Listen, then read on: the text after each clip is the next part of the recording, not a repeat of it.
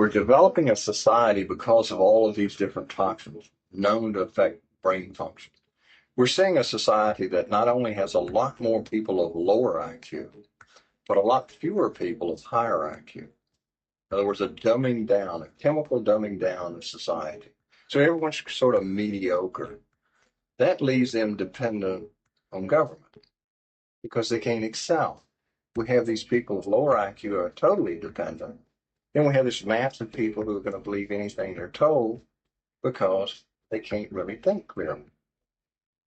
And very few people of very high IQ have good cognitive function who can figure this all out. And that's what they want. So, you can kind of piece it together as to why they are so insistent in spending so many hundreds of millions of dollars of propaganda money to dumb down society.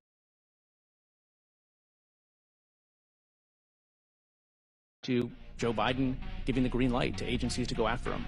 Let me ask you a question. Under the Trump administration, in 2020, the FCC awarded Starlink $885 million to serve 642,925 homes and businesses that lacked internet.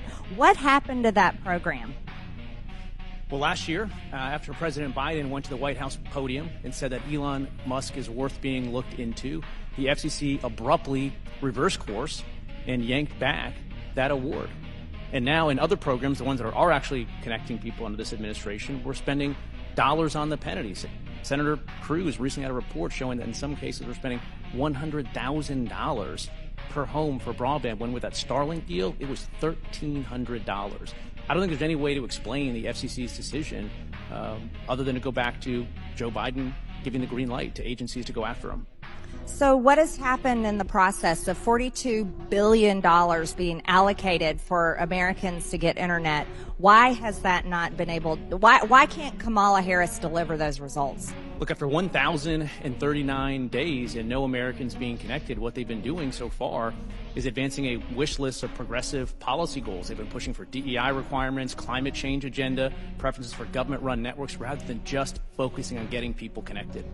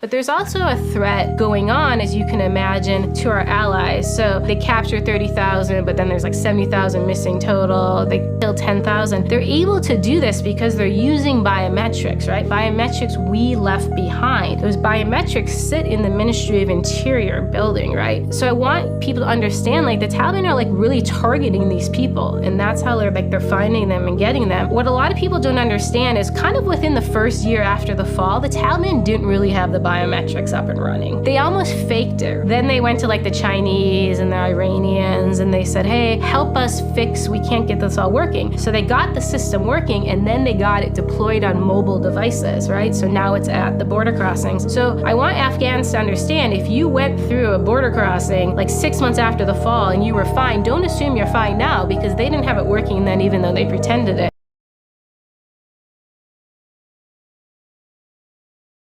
The FDA has been deceiving Americans with the safety of chemical additives in food for close to 7 decades. Over 1,000 chemical additives currently used in processed food were neither safety reviewed nor tested by the FDA, which includes natural flavors. According to a long-standing FDA ruling from the 1950s, food companies can conclude on their own that new chemical additives are generally recognized as safe for their intended use and then use that additive in food without notifying the FDA. If companies voluntarily choose to submit the GRATSCH notice to the FDA will issue a no questions asked approval. Once the chemical is designated as GRATSCH and used in food, the FDA does not regulate it or reevaluate it. As a result, 98.7% of all food chemicals that entered the marketplace since 2000 were only reviewed and tested by the food and chemical companies that created them. As the fourth most common ingredient on food labels, natural flavors are permitted to be 80 to 90% synthetic. Companies don't have to disclose food additives used as carriers in their natural flavors on the ingredient labels. The most common synthetic additives and natural flavors for beverages and food are propylene glycol,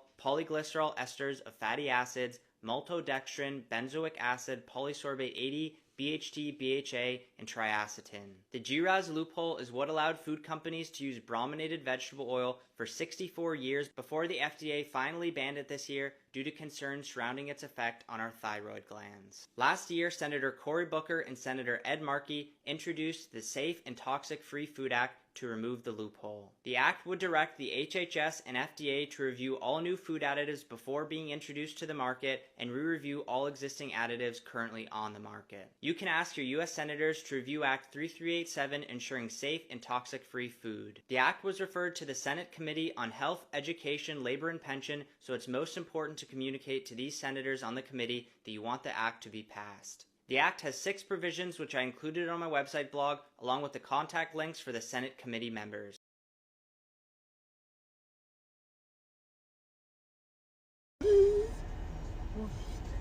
There's a line. There's a line. We gotta be patient. We gotta be patient. Good morning. Good morning, how are you? Ready, get 5603 today. Thank you. Thank you. Where are you gonna do that? Zeke. There you go. Thank you. Zeke. You don't have to watch him make it. You're fine. Just. Shh. Wait.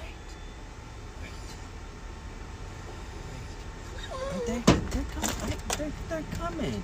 Zeke. Wait. Just watch him. Thank you. This ain't yours. Thank you, ma'am. Zeke.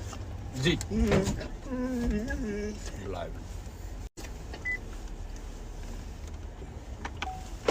Here. Good gracious, that's what you want. You're starting to get a little impatient, boy.